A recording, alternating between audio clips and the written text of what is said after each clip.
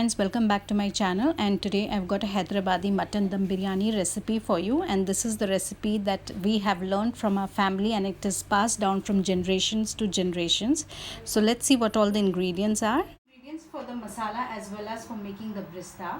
So here I've got about 6 onions, which I'm going to make it into fried onions.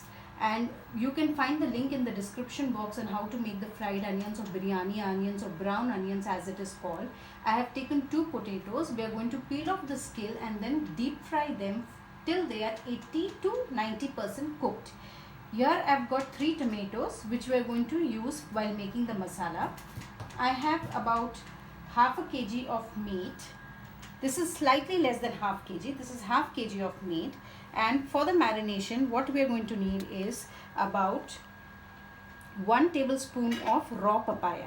Here I've got a tablespoon of raw papaya. I usually get a green papaya and then I grate it and then I usually freeze it. So this is frozen. I've got a tablespoon of raw papaya. Now in the dry spices, I've got 1 teaspoon of salt, 1 teaspoon of red chili powder, half a teaspoon of turmeric powder, 2 teaspoons of coriander powder, and then I have got half a teaspoon of garam masala, 2.5 tablespoons of ginger garlic paste.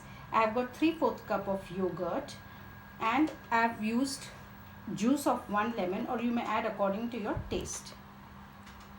Then I have got few green chilies, and here I have got coriander leaves and mint leaves. Now these are the ingredients for the rice and for the dum. So here I have got about 3 cups of rice. I am using 3 cups of rice for half kg of meat.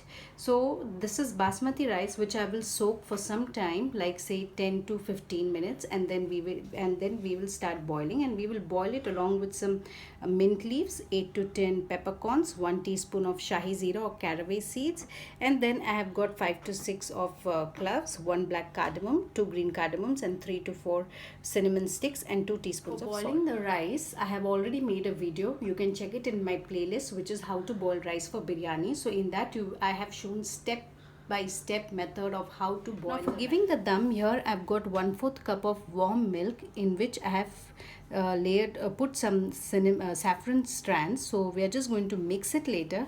Then I've got a color. I'm using liquid color. You may use any color like orange, red, green, yellow.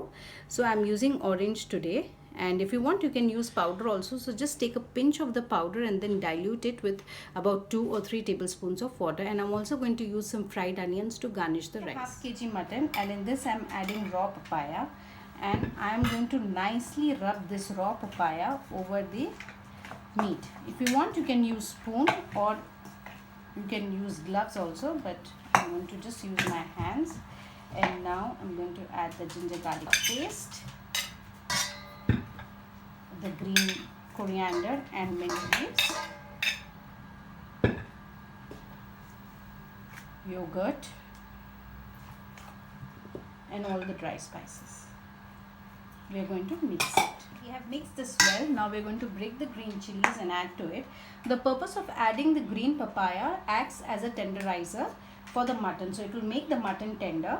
Now I'm adding the lemon juice, and we are going to marinate it. You may marinate it for about 2 or 3 hours, but mostly I keep it overnight.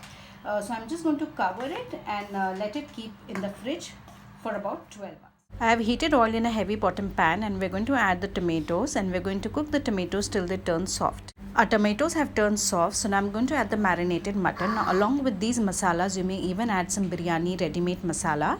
And I'm going to roast this masala on a high flame for about 5 minutes or till the meat changes its color. Then I will add about 1 or 1.5 teacups of water, and we will cook it on a low flame covered for about 40 to 45 minutes or till the meat is done. So while the masala is cooking, I will proceed for making the fried onions and the fried potatoes. Here my fried onions are ready. Now we'll start by frying the potatoes. We're going to fry them till a nice golden layer comes at the top, and they should be almost 80 to 85%. The potatoes are nice and done, so now we are going to just drain them and remove it into a separate plate. Our meat is cooked and even our masala is ready. So now I'm going to add the fried potatoes to it. Now if you see the texture of the masala, there is a bit of liquid which is very much necessary, because once I'm going to add the brown onions, it's going to soak up almost all the liquid from the masala.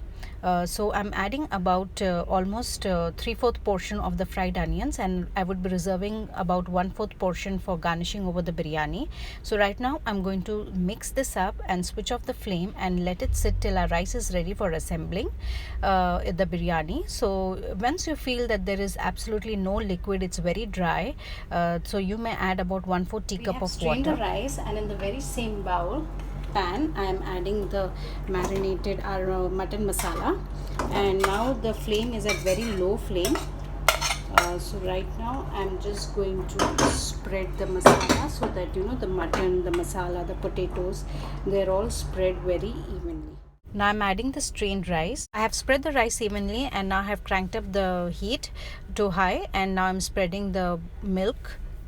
You may put a tablespoon of color of your choice. I'm going to pour in a bit of oil, but you may even add ghee or butter. But I'm using the oil in which I had fried the onions, so it's a flavored oil.